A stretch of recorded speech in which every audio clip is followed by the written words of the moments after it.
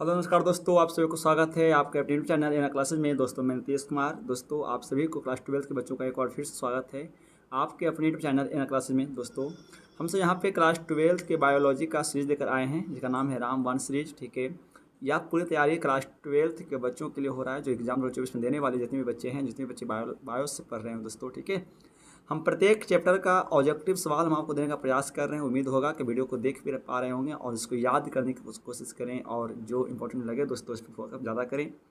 ऐसे प्रत्येक सवाल इंपॉर्टेंट रहेंगे और हम आगे भी ऐसे तैयारी कराते रहेंगे दोस्तों पूरे चैप्टर को देने के बाद भी। तो एक बार जितने भी बच्चे जुड़े हैं कृपया वीडियो को शेयर कर सकते हैं। चैनल पर नए हैं तो सब्सक्राइब करके बेल आइकन को दोस्तों प्रेस कर सकते हैं। और यह जो चैनल हमारा है इसका नाम है ANR दोस्तों क्लासेस। ठीक है, तो आइए शुरू करते हैं। यहाँ पे टाइम वेस्ट नहीं करते हैं और सवाल नंबर 1 को लगाते हैं जिसका अध्याय 5 है, जिसका नाम है वंशागति एवं विविधता के सिद्धांत। ठीक है, बहुत इंपॉर्टेंट चैप्टर दोस्तों एग्जाम की दृष्टि से। ठीक है, ये यूनिट सेकेंड होगा और यूनिट सेकेंड के हिसाब से फर्स्ट है, बट हम चैप्टर वाइज की बात करेंगे दोस्तों तो ये 5 चैप्टर होगा। ठीक है, सवाल नंबर 1 है कि किस कारण से वर्णधता का विकास होता है। ऑप्शन 1 में अधिक सुरापान से, बी में आनुवांशिकी से, सी में विटामिन ए की कमी से, या डी में विकिरण से। तो आपको पता है मेरे शेरों की वर्णधता का जो विकास जो होता है वह है आनुवांशिकी के कारण। यानी किसी के मतलब परिवार में यदि वर्णधता है तो उम्मीद होता है दोस्तों कि उसकी मतलब आने वाली पीढ़ी भी वर्णधता से शिकार हो सकते हैं मेरे शेर। ठीक है, यह सवाल नंबर 2 है, शेरों क्या गुलाबी पुष्प वाले गुलबांस में सब निषेचन से प्राप्त पारूपी अनुपात होते हैं। ऑप्शन ए में 1:2:1, बी में 3:1, सी में 1:1:1:1, या डी में दोस्तों 2:1। तो इसका सही आंसर हो जाएगा क्या 1:2:1। ठीक है,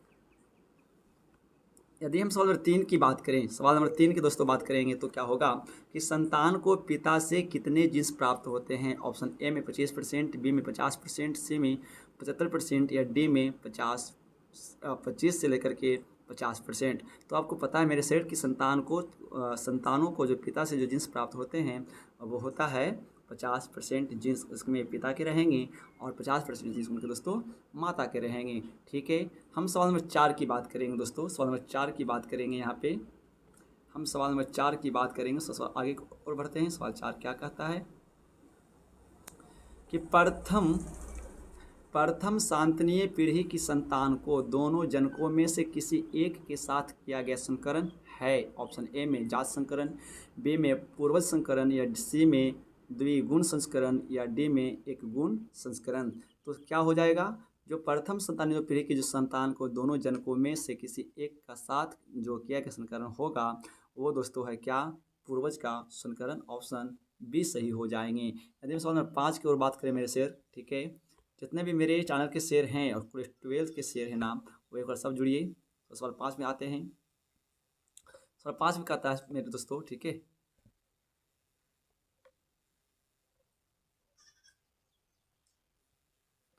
सवाल नंबर 5 की बात करें यहाँ पे हम सब।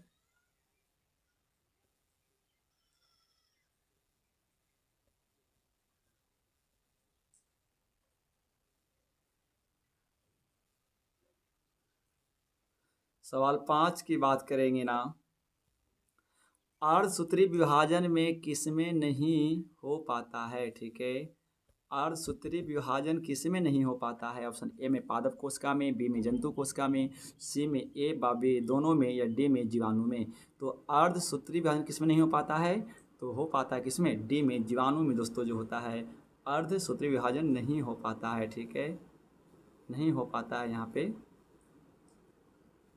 5 के बाद हम सवाल नंबर 6 की बात करेंगे। बहुत इंपॉर्टेंट सवाल होगा मेरे सेठ। ठीक है, सार्वत्रिक दाता किस रक्त वर्ग का होता है ना। सार्वत्रिक दाता किस रक्त वर्ग का होता है। ऑप्शन ए में AB, बी में A, सी में B, या डी में O।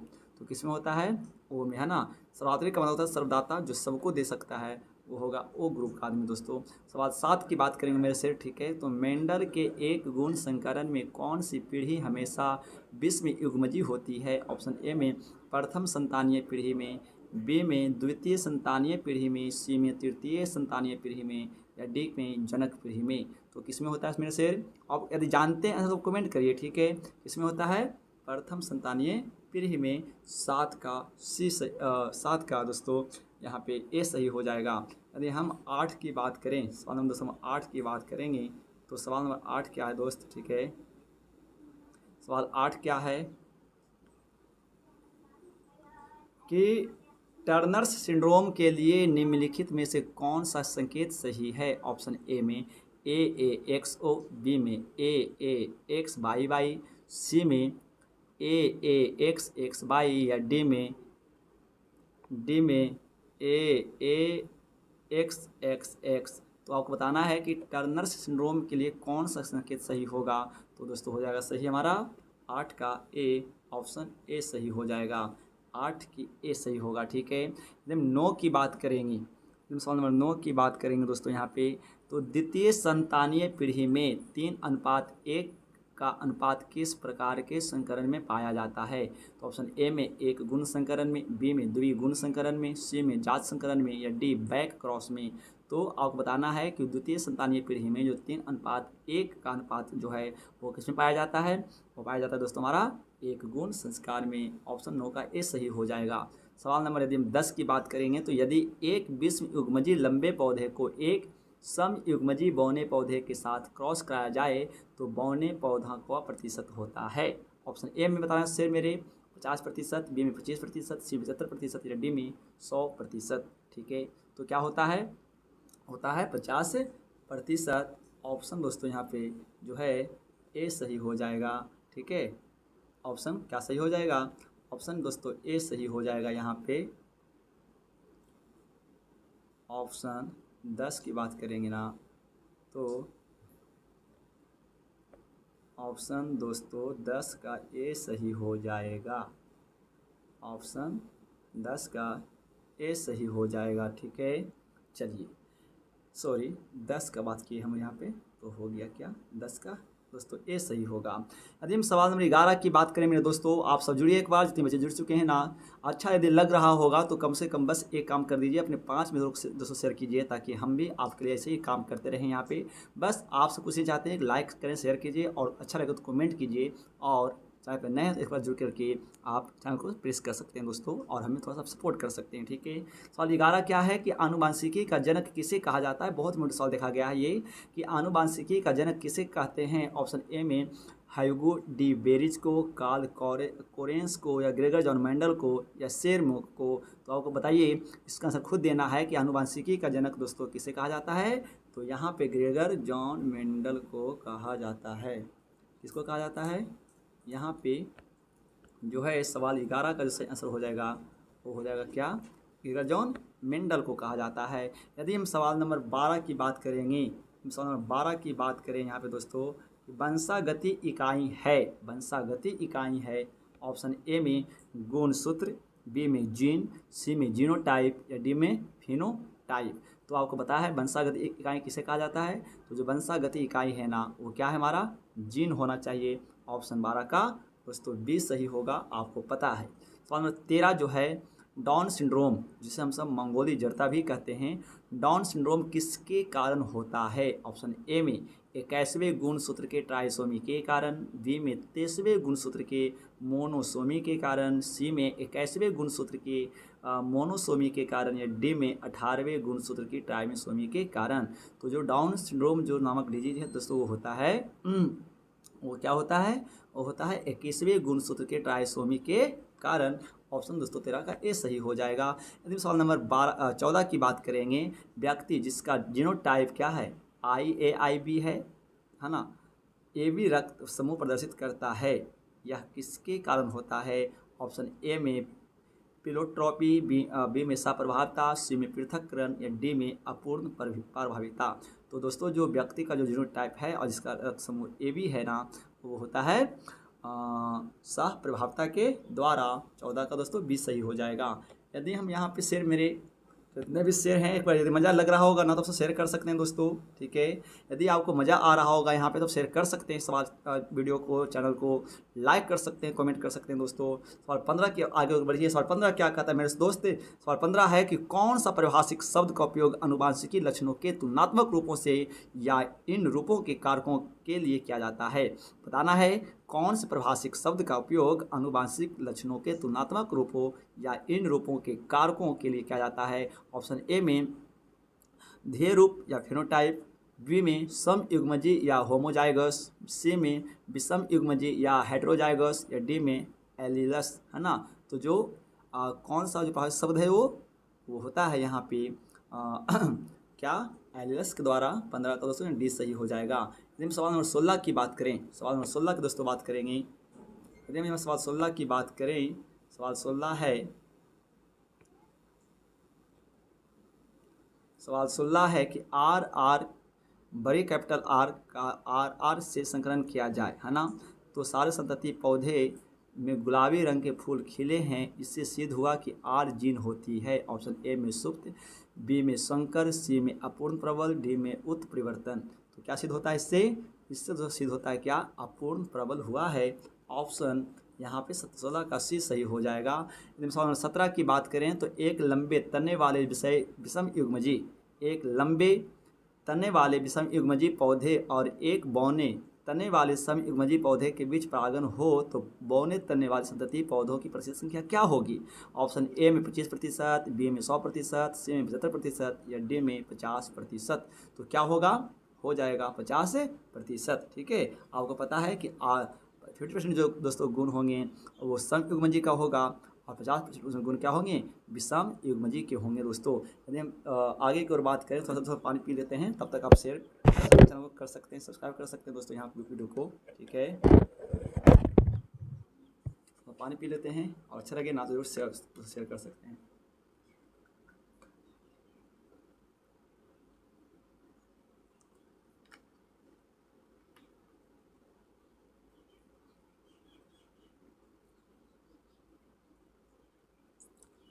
सवाल यदि हम सब यहाँ पे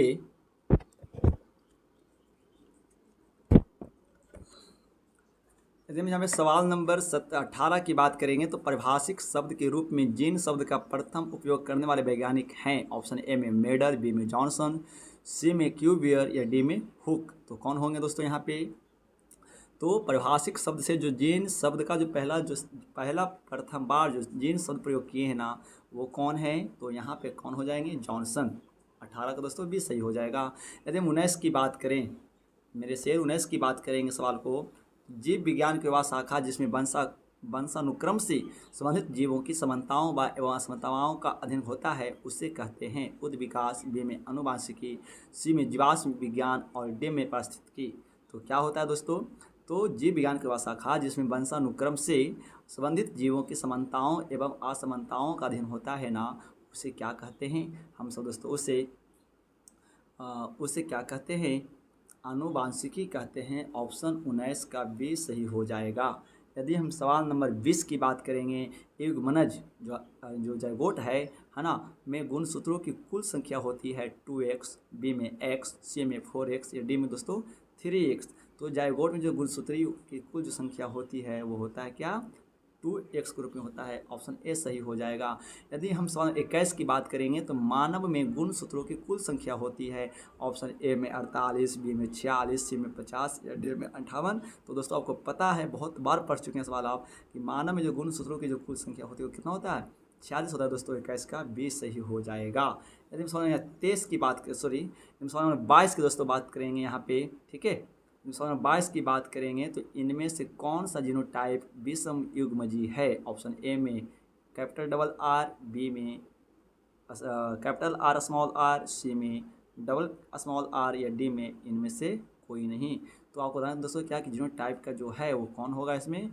तो दोस्तों हो जाएंगे क्या, 22 का बी कैपिटल आर और स्मॉल आर। ठीक है दोस्तों, हम सवाल नंबर 23 की बात करेंगे। सवाल नंबर 23 की ओर आगे बढ़ेंगे दोस्तों। आपको अच्छा लग रहा होगा तो शेयर कर सकते हैं यहाँ पे। आप यदि हमसे थोड़ा सा सपोर्ट करना चाहते हैं तो हम शेयर कर सकते हैं। सवाल 23 क्या होगा कि दो समजात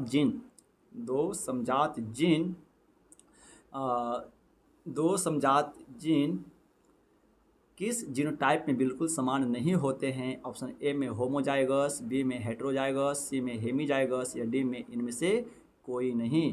तो क्या हो जाएगा यहाँ पे, होमोजाइगस के में समान नहीं होते हैं। 23 का दोस्तों ए सही हो जाएगा। 24 की बात करेंगे तो द्विगुण संकरण में F2 पीढ़ी में उद्देश्य रूप अनुपात होता है। क्या होता है? 9:7, बी में 15:1, सी में 13:1 या डी में 9:3:3:1। तो क्या हो जाएगा यहाँ पर दोस्तों? हो जाएगा क्या? 9:3:3:1 हो जाएगा। 24 का आंसर डी सही हो जाएगा। 25 की बात करेंगे तो इनमें से किस अनुपात को स्वतंत्र अपव्यूहन के नियम को सिद्ध कर सकते हैं, है ना? इनमें से किस अनुपात से स्वतंत्रता अपव्यूहन के नियम को सिद्ध कर सकते हैं दोस्तों? ऑप्शन ए में 3:1 को, बी में 2:1:1 को, सी में 1:1 को या डी में 9:3:3:1 को दोस्तों। यहाँ पे सही कौन हो जाएगा? यहाँ पे सही हो जाएगा 9:3:3:1 दोस्तों। 25 का डी सही हो जाएगा। 26 की आगे की बात करें साथ, है ना, इसको हम मिटाते हैं, रफ करते हैं और आगे को बढ़ते हैं दोस्तों। सवाल 26 क्या कहता है हमारा? सवाल 26 की बात करेंगे ना, तो सवाल 26 की बात करें यहाँ पे, सवाल 26 मेरा है कि आर है ना दोस्तों, क्या है? Capital R small are capital T small T gene रूप अर्थात जीनोटाइप के संकर का संकरण small double R small double T के सदस्य करें तो संततियों में उद्देश्य रूप अनुपात होगा। तो दोस्तों क्या हो जाएगा? ऑप्शन ए में 3:1, बी में 1:1:1:1, सी में 2:1 या दोस्तों डी में 9:3:3:1। तो क्या हो जाएगा दोस्तों? यहाँ पे हो जाएगा सही आंसर इसका 26 का बी 1:1:1 दोस्तों। ऑप्शन बी सही हो जाएगा। जब 27 नंबर सवाल की बात करें, इसमें कुल 45 सवाल दोस्तों होंगे। आप धैर्य बना के रखिए और वीडियो से अंत तक देखिएगा ना, बहुत मज़ा आने वाला सवाल है। और एक सवाल मिलेगा यहाँ से। एक गुण संकरण में F2 पीढ़ी के पौधों में जीन रूपों का अनुपात होता है। ऑप्शन ए में 3:1, बी में 1:1, सी में 1:2 या डी में 1:2:1। तो एक गुण संकर में जो F2 जो पीढ़ी के जो पौधे हैं वो क्या होता है? वो दोस्तों होता है यहाँ पे 1:2:1। ऑप्शन डी सही हो जाएगा। यदि हम सवाल नंबर 28 की बात करेंगे तो मेंडल ने अपने संकरण प्रयोग किस पर किए? ऑप्शन ए में जंगली मटर, बी में उद्यान मटर, सी में कबूतर या डी में मुर्गी। तो मेंडल ने दोस्तों जो अपना संकरण का जो प्रयोग किया था ना, वो कहाँ किया था? और दोस्तों उद्यान मटर मतलब बगीचे के मटर वाले पौधे पर किया था। ऑप्शन बी सही हो जाएगा। यदि हम सवाल नंबर 29 की बात करें, अब सवाल बहुत अच्छा आने वाला है। सवाल 29 की बात करें दोस्तों तो मेंडल ने किसके सिद्धांत का प्रतिपादन नहीं किया? ऑप्शन ए में सहलगनता के बारे में, बी प्रबलता का नियम को नहीं किया, सी में पृथक्करण को नहीं किया या डी में स्वतंत्रता अपव्यूहन के नियम का प्रतिपादन नहीं किया। तो मेंडल ने, ठीक है, मेंडल ने क्या किया? यहाँ पे सहलगनता के नियम का प्रतिपादन ये नहीं किया है मेंडल ने। तो इसका 29 का दोस्तों ए सही हो जाएगा। यदि हम सवाल नंबर 30 की बात करेंगे, सवाल नंबर 30 की बात करें दोस्तों, सवाल नंबर 30 क्या कहता है? सवाल 30 हमारा है कि मेंडल ने एक लाल फूलों वाले और एक सफ़ेद फूलों वाले पौधे के बीच संकरण किया तो F1 पीढ़ी के ऑप्शन ए में सब पौधे में सफ़ेद फूल खिले, बी में सब पौधे में लाल फूल खिले, सी में 25% पौधे में लाल और 75% पौधों में सफ़ेद फूल खिले, डी में 75% पौधे में लाल और 25% पौधों में सफ़ेद फूल खिले थे। तो क्या हुआ था कि जब एक लाल फूल वाले को एक सफ़ेद फूल वालों के साथ जब संकरण कराया गया तो यहाँ पर दोस्तों क्या हुआ? क्या हुआ यहाँ पे? तो हो गया कि सब पौधे क्या खुले थे? लाल ही खिले थे, है ना, क्योंकि प्रभावी के गुण के दोस्तों वजह से, ठीक है, प्रभावी के गुण की वजह से यहाँ पे ये हुआ था, ठीक है। तो ऑप्शन इसका कौन सही हो जाएगा? तो दोस्तों इसका ऑप्शन यहाँ पे बी सही हो जाएंगे। 30 का दोस्तों बी सही हो जाएगा, ठीक है। यदि हम सवाल नंबर 31 की बात करेंगे, हम सवाल नंबर दोस्तों 31 की बात करेंगे यहाँ पे, मेंडल का जन्म किस देश में हुआ? ऑप्शन ए में रूस, बी में ऑस्ट्रिया, सी में ब्रिटेन या डी में भारत है, ठीक है, सी में। तो आपको दोस्तों पता है कि मेंडल का जन्म किस देश में हुआ था जी? तो मेंडल का जन्म कहाँ हुआ था? ऑस्ट्रिया में हुआ था। 31 का दोस्तों यहाँ पे बी सही हो जाएगा, 31 का बी सही हो जाएगा। जब सवाल नंबर 33 की बात करें, अच्छा सवाल 31 का बी सही बात हो जाएगा ना।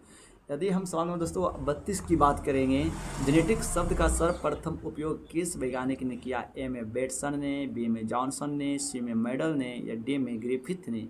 तो किसने किया? जेनेटिक्स शब्द का सबसे पहला प्रयोग किसने किया था? बेटसन ने किया दोस्तों, ऑप्शन ए सही हो जाएंगे।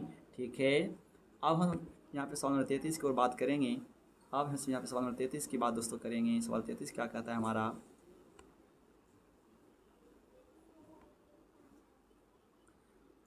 हम सवाल 33 की बात करेंगे तो परीक्षण संकरण में ऑप्शन ए में F1 पौधे का संकरण प्रबल P से, F1 पौधे का संकरण अप्रबल P से, सी में F1 पौधे का संकरण प्रबल या अप्रबल P से, डी में F1 पौधे का संकरण नहीं किया जाता है। तो परीक्षण संकरण में यानी टेस्ट क्रॉस में क्या होता है, F1 पौधे का संकरण किससे, अप्रबल दोस्तों P से होता है।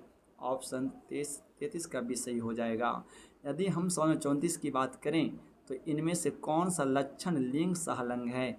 ऑप्शन ए में लाल हरी बंधता अथवा हीमोफीलिया, बी में रतौंधी, सी में ल्यूकोडर्मा या डी में मधुमेह। तो क्या होगा इसमें दोस्तों, हो जाएंगे आपका यहाँ पे 34 का ए, लाल हरी बंधता अथवा हीमोफीलिया जिसको कहते हैं। यदि हम यहाँ पे सवाल 35 की बात करेंगे,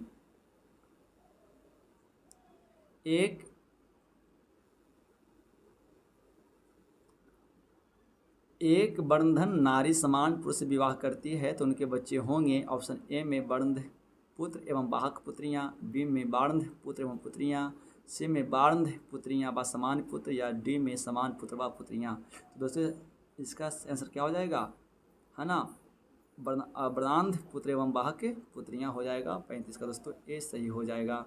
35 का क्या सही हो जाएगा जी, 35 का दोस्तों यहाँ पे ए सही होने वाला है। 35 का ए सही होगा। ठीक है, 35 का दोस्तों ए सही हो जाएगा। यदि हम सवाल नंबर 26 की ए हो जाएगा। तो 36 की बात करेंगे तो हीमोफीलिया एवं बर्णधता प्रायः पुरुषों में पाई जाती है, परंतु इनके जीन इन्हें माता से ही प्राप्त होते हैं क्योंकि ये जीन स्थित होते हैं। ऑप्शन ए एक्स गुणसूत्र पर, बी में एक ऑटोसोम पर, बी में सी में वाई गुणसूत्र पर या डी में एक्स या वाई गुणसूत्र पर। तो क्या हो जाएगा, एक्स गुणसूत्र पर पाए जाते हैं। ऑप्शन ए सही हो जाएगा। यदि हम यहाँ पे 37 सवाल नंबर की बात करेंगे, हम 36 के दोस्तों बाद में हम सवाल नंबर 37 की बात करेंगे। यहाँ पे यदि हम सब यहाँ पे सवाल नंबर 37 की दोस्तों बात करेंगे, यदि हम सब यहाँ सवाल नंबर 37 की बात करेंगे कि एक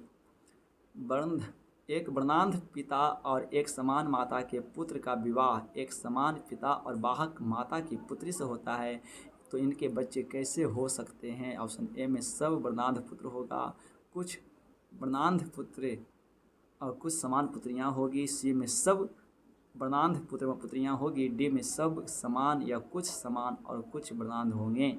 तो दोस्तों क्या हो जाएगा, सब समान या कुछ समान होंगे या कुछ वर्णांध हो जाएंगे।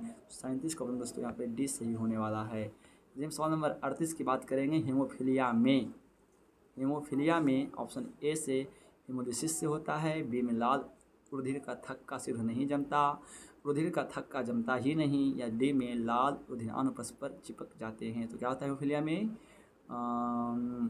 लाल रुधिर का थक्का सिद्ध नहीं जमता है। ठीक है, ऑप्शन 38 का दोस्तों बी सही हो जाएगा। यदि अब हम सब यहाँ पे सवाल 39 की बात करेंगे, अब हम सब सवाल 39 की बात करेंगे दोस्तों। ठीक है, टोटल जो सवाल होगा यहाँ पे वो सवाल है 45, है ना। वर्णांध व्यक्ति किन रोगों में भेद नहीं कर सकता। ऑप्शन ए में लाल एवं पीले में, बी में हरे एवं पीले में, सी में सभी रंग में या डी लाल एवं हरे में। तो क्या हो जाएगा दोस्तों यहाँ पे, इसका जो राइट आंसर होगा क्या, जब एक कर ब्रांड व्यक्ति क्या करता है, लाल एवं हरे फर्क समझ वो नहीं पाता है। ऑप्शन 39 का दोस्तों डी सही हो जाएगा, है ना। यदि हम 40 की बात करेंगे, RH तत्व का संबंध इनमें से किससे होता है। ऑप्शन ए में कार्बोहाइड्रेट उपापचय से, बी में मानव रुधिर वर्ग से, सी में DNA के लेयांतरण से या डी में प्रोटीन्स के संश्लेषण से। तो RH तत्व का जो संबंध होता है ना वो दोस्तों होता है किससे, मानव में रुधिर वर्ग से। 40 का भी सही हो जाएगा। यदि हम सवाल 41 की बात करेंगे तो 21वीं जोड़ी के गुणसूत्रों के लिए ट्राइसोमिक व्यक्ति होता है। ऑप्शन ए में क्लाइनफेल्टर सिंड्रोम, बी में डाउन सिंड्रोम, सी में टर्नर सिंड्रोम या डी में इनमें से कोई नहीं। तो दोस्तों जो सही आंसर होता है वो क्या होता है, डाउन सिंड्रोम से पीड़ित व्यक्ति होते हैं। अधिनियम सवाल नंबर 42 की बात करेंगे। ओलंपिक खेलों में खिलाड़ियों की लिंग की जांच के लिए लाल परीक्षण में बार पिंड देखे जाते हैं। पिंड किससे संबंधित हैं? एक्स गुणसूत्र से, नर लिंग से, वाई गुणसूत्र से या ऑटोसोम से? तो क्या होता है यहाँ पे दोस्तों? एक्स गुणसूत्र से। ठीक है, ऑप्शन ए सही हो जाएगा। अधिनियम सवाल 43 की बात करेंगे तो आनुवांशिकी का जनक किसे कहा जाता है? सॉरी, फिर एक बार आया है दोस्तों, किसको कहा जाता है? ऑप्शन ए में हयोगो, डी बेरिस को, बी में कार्ल कोरेंस को, सी में गेरगज और मेंडल को या डी में शेरमुख को? तो जो आनुवांशिकी का दोस्तों जो जनक है ना, वो किसको? गेरगज और मेंडल को कहा जाता है। 43 का दोस्तों सी सही हो जाएगा। अब हम सवाल 44 की बात करेंगे तो मेंडल के एक गुण संकरण में कौन सी पीढ़ी हमेशा विषम युग्मजीय होती है? ऑप्शन ए में प्रथम संतानीय पीढ़ी, बी में द्वितीय संतानीय पीढ़ी, सी में तृतीय संतानीय पीढ़ी या डी में जनक पीढ़ी?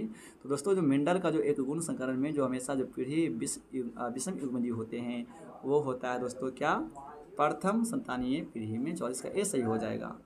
यदि हम सवाल 45 की बात करेंगे तो आकस्मिक अनुवांशिक परिवर्तन को कहते हैं, है ना? आकस्मिक अनुवांशिक परिवर्तन को कहते हैं। ऑप्शन ए में उत्परिवर्तन, बी में समसूत्री विभाजन और सी में अर्धसूत्री विभाजन और डी में पूर्ण मिश्रण। तो आकस्मिक जो अनुवांशिकी परिवर्तन है ना दोस्तों, उसका कहलाता है और कहलाता है क्या? उत्परिवर्तन से। दोस्तों ए सही हो जाएगा। तो यह अध्याय 5 कुल सवाल था जिसमें हम से लेकर आए 45 सवाल, जिसका बहुत इंपॉर्टेंट है इस चैप्टर से। आप इसको वीडियो को 2 बार देखेंगे ना, अच्छा लगे दोस्तों हमें तो ज़रूर शेयर कीजिएगा। बहुत इंपॉर्टेंट चैप्टर हम लेकर आए हैं। ठीक है, तो दोस्तों मिलते हैं अगले वीडियो में अगले चैप्टर के साथ। तब तक के नमस्कार। Thanks for watching in class के साथ। जय हिंद, वंदे मातरम। और हाँ दोस्तों, यदि अच्छा लग रहा होगा, हमारी मेहनत आपका रंग लाता होगा दोस्तों, तो बस ज़्यादा कुछ नहीं करते हैं, कम से कम हर एक स्टूडेंट 5 मिनटों को शेयर कीजिए और 5 लाइक जरूर दीजिए, कुछ कमेंट दोस्तों करते रहिए। तब तक के लिए नमस्कार, जय हिंद, जय भारत। आपका दिन शुभ हो। अगले वीडियो में।